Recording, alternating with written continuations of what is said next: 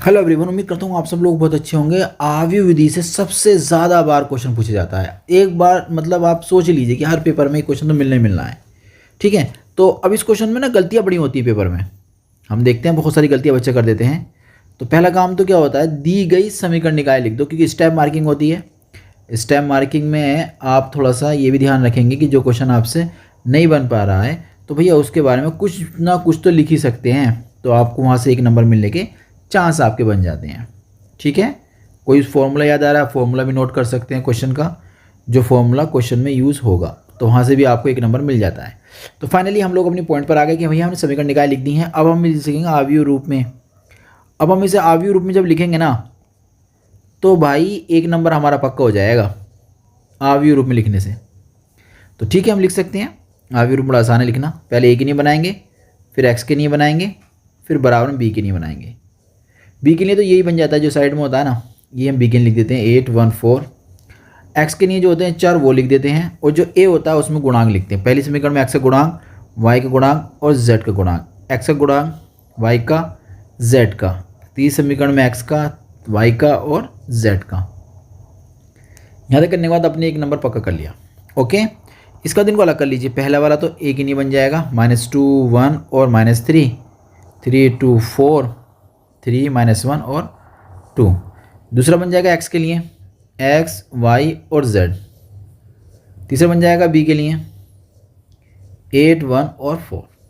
ठीक है, इस तरीके से यहाँ पर हम लोगों ने कर लिया। इतना हो जाना मतलब हमारा एक नंबर पक्का हो जाना है। देखो यहाँ थोड़ा सी बात समझते हैं। आव्यूह रूप में हम तो ये लिखते ही हैं ए एक्स बराबर बी। हम ना इस एक्स का मान निकालते हैं, तो ए को भेजना पड़ता है सेकंड साइड, तो ए का इन्वर्स हो जाएगा और बी आ जाएगा। अब हमें निकालना पड़ेगा पहले ए इन्वर्स, क्योंकि बी तो हम लोग जानते हैं ना, बी तो हमें पता है कि बी तो हमारा ये रहा है ना, ये है बी।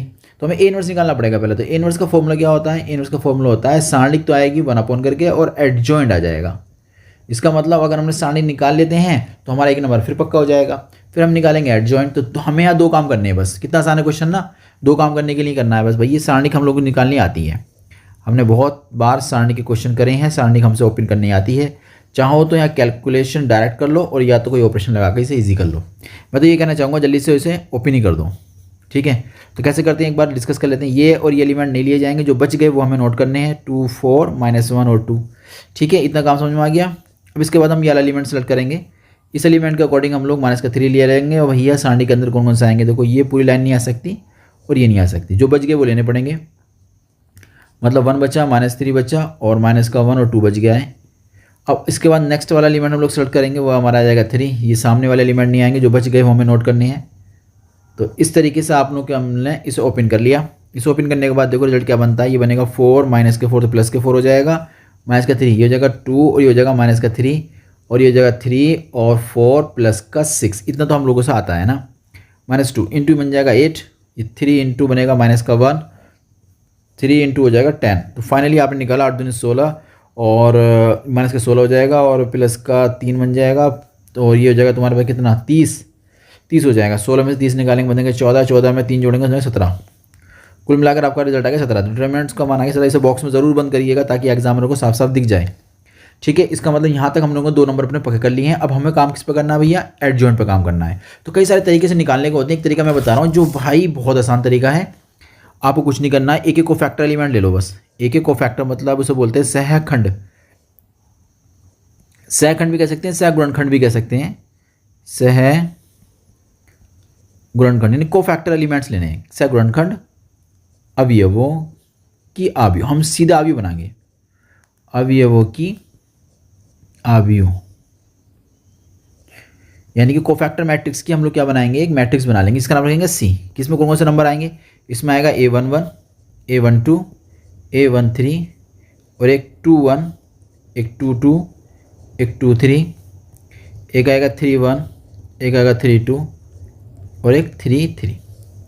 ठीक है, बहुत डरिएगा मैं से देखकर जो मैं करने जा रहा हूँ। कभी आप सोचेंगे भाई कितना भयंकर फॉर्म हो गई है, आप परेशान ना होइएगा, बहुत आसान लिखेंगे। देखो बहुत इजी से। ये A11 की नहीं हो जाएगा सॉरी 12 A13 के नहीं हो जाएगा।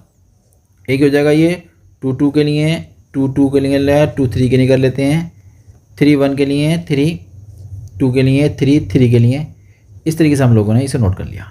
अब देखिएगा, पहले प्लस की, दूसरी माइनस की, फिर प्लस की, फिर माइनस की, फिर प्लस की, फिर माइनस की, फिर प्लस की, माइनस की और माइनस की और ये प्लस की। इस तरीके से हम लोगों ने इसको नोट कर लिया। ठीक है, अब इसके अंदर नंबर हम लोग भरना शुरू करेंगे। देखो, तो मुझे बार बार ए की ज़रूरत पड़ेगी, इसलिए मैं क्या करता हूँ, ए को कॉपी कर लेता हूँ यहाँ से, ताकि मैं ए को ईजिली आपको समझा सकूँ। तो मेरे पास होगी ए, यहाँ से कॉपी कर लेते हैं। ठीक है, और इसको यहाँ पर पेस्ट कर लेते हैं ताकि हम लोग को साफ साफ दिख सके। ठीक, बस इसको थोड़ा सा, चलिए। अब जैसे मैं पहले एलिमेंट सेलेक्ट कर लिया, तो ये एलिमेंट देखिए, दिस एंड दिस जो बच गए वो आपको एंट्री करनी है। तो बचे कितने आपके पास, आपको बचा 2, 4, -1 और ये 2। ठीक है, कोई दिक्कत यहाँ तक नहीं ना। अब आगे डिस्कस करते हैं। अब हमें ना ये वाला एलिमेंट सेलेक्ट करना है, ये वाला एलिमेंट। तो ये वाला एलिमेंट सेलेक्ट करेंगे, हमारे पास कौन से एलिमेंट्स आ जाएंगे। देखो, ये छुप जाएगा, ये छुप जाएगा। और मैं आपको एक बेहतरीन तरीका बताऊंगा, एक बेहतरीन तरीका, जिससे आपकी ना एरर होने के चांसेस बहुत ना के बराबर हो जाएंगे। यानी कि आप गलतियों को खुद ही पहचान लेंगे कि मेरी गलती पेपर में कहाँ हुई। ठीक है, तीसरा एलिमेंट ये हो जाएगा। अब इसमें देखेंगे तो आपको मिलेगा 1 - 3 और मिलेगा 2 और 4। अब कैसे हम लोग डिस्कस करेंगे, देखो मैं आपको बताऊं। देखिए, इसका जो पहला एलिमेंट है ना, वो आपको लास्ट में दिखाई देगा, यानी कि पहला और लास्ट सेम सेम होंगे। ठीक है, इसका दूसरा एलिमेंट जो होगा ना, वो इसका भी दूसरा दिखाई देगा। ठीक है, जो बच गया एलिमेंट वो इसके साथ सेम सेम हो जाएगा। तो एक बार फिर रिकॉल करते हैं अगले वाले सारणी को लेकर। तो हमें कौन सा एलिमेंट लेना है, हमें ये एलिमेंट सेलेक्ट करना है, ये करना, जो बच गए वो हमें नोट करने पड़ेंगे।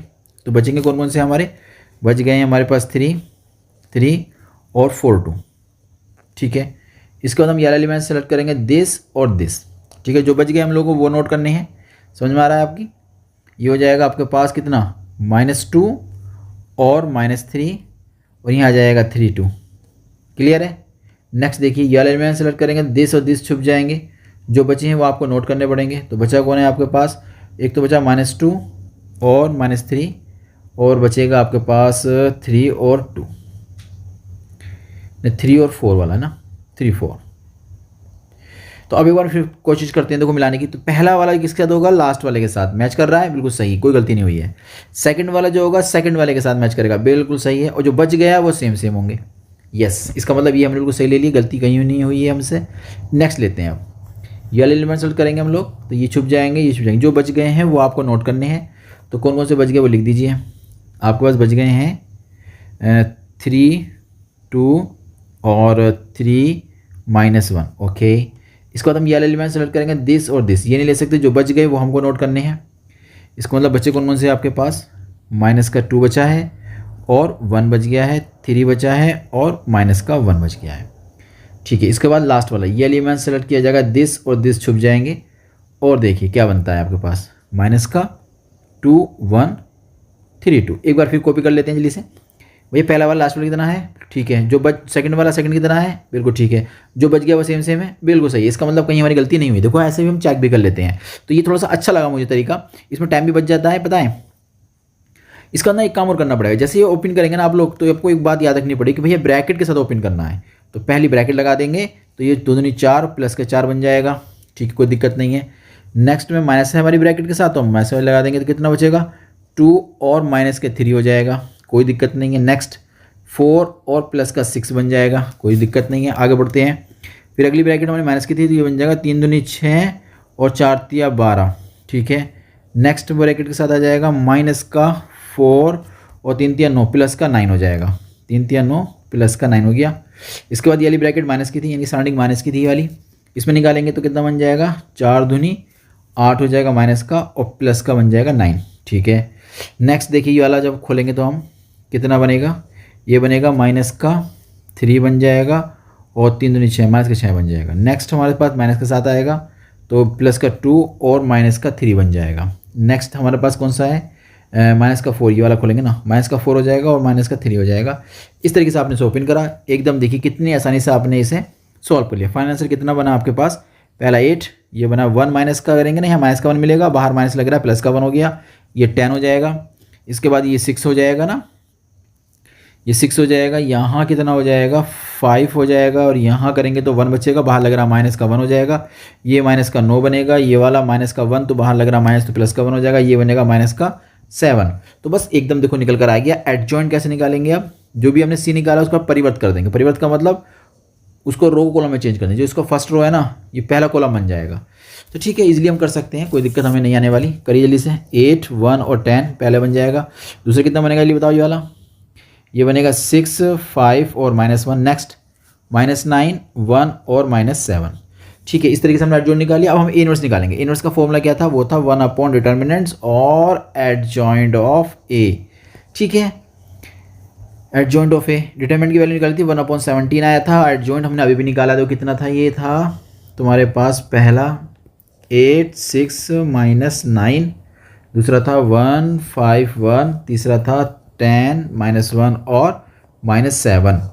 इसके बाद देखो सवाल आपका हो चुका। सिंस आप लिख दीजिए कि भैया जो ax बराबर b था ना, एक्चुअली में x बराबर हो जाएगा a इनवर्स b। ठीक है, तो x का मान xyz था। a इनवर्स का मान आपने भी निकाला 1/17 और सारे कुछ नोट कर देते हैं जल्दी से। 8, 6 -9, 1, 5 और 1 हो जाएगा और 10 -1 -17 हो जाएगा। b का मान निकाल लेते हैं जल्दी से, कितना था वो, b का मान तो सेकंड साइड वाला है ना, ये रहा 814 नोट कर दो जल्दी से इसको। 8, 1 और 4। अब इनकी मल्टीप्लिकेशन कर लेते हैं और हमारा आंसर देखो आता हुआ हमें दिख रहा है। तो ये पेपर में पूछे जाते हैं हर साल और ये भाई बहुत टाइम ले जाते हैं और गलती होने के चांस होते हैं ज़्यादा। तो इस वाले तरीके से आप करेंगे, गलती नहीं होगी। पहले की पहले मल्टीप्लाई करो भैया जल्दी से, कितना आ जाएगा 64, दूसरे की दूसरे से करो, प्लस का 6 और माइनस के 36। ठीक है, इसका तो हमने काम कर दिया।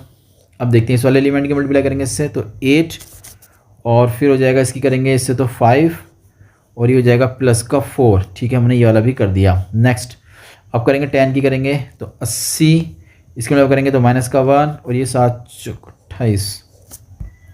फाइनली x, y और z आपने निकाला तो 1/17 ब्रैकेट कैलकुलेट करेंगे तो ये जाए तुम्हारे पास 70, 30 कम करेंगे तो बचेगा तुम्हारे पास 30, 32, 34 हो जाएंगे। 6 कम कर देंगे ना तो 30 बचेंगे, 30 कम करेंगे तो ये कितना 34 हो जाएंगे। इन दो घटाओ पहले, कितना बचेगा 30, 30 कम कर दो 64 में 34 हो जाएंगे। ठीक है, ये ऐड करो 13, 17 हो जाएंगे ये। अच्छा, इसमें ऐड करो तो 29 है ना, इसे 30 कर लो, 30 में का 50 का 50 में से 1 ऐड करना पड़ेगा तो 51 हो जाएंगे। कैलकुलेशन अपनी जितनी कर सको भैया फास्ट कर लेना, क्योंकि इसमें तो ऐसे ही होता है। 17 कॉमन ले लेंगे तो बचेगा 17 दूनी 17 कम 17 तिया 17 कट जाएंगे। तो आपका फाइनल जो आव्यू बनी दोनों वो बनी इस तरीके से, और यहीं से हम लोगों ने x, y, z के मान को फाइंड आउट कर लिया। देखो पहला वाला मान कितना आ जाएगा, x बराबर कंपेयर करने पर 2, y बराबर कितना आ जाएगा 1 और z बराबर आ जाएगा 3। यही आंसर में फाइंड करना था। उम्मीद करता हूँ ये क्वेश्चन आपको समझ में आ गया होगा। हम लोग मिलते हैं नए क्वेश्चन के साथ।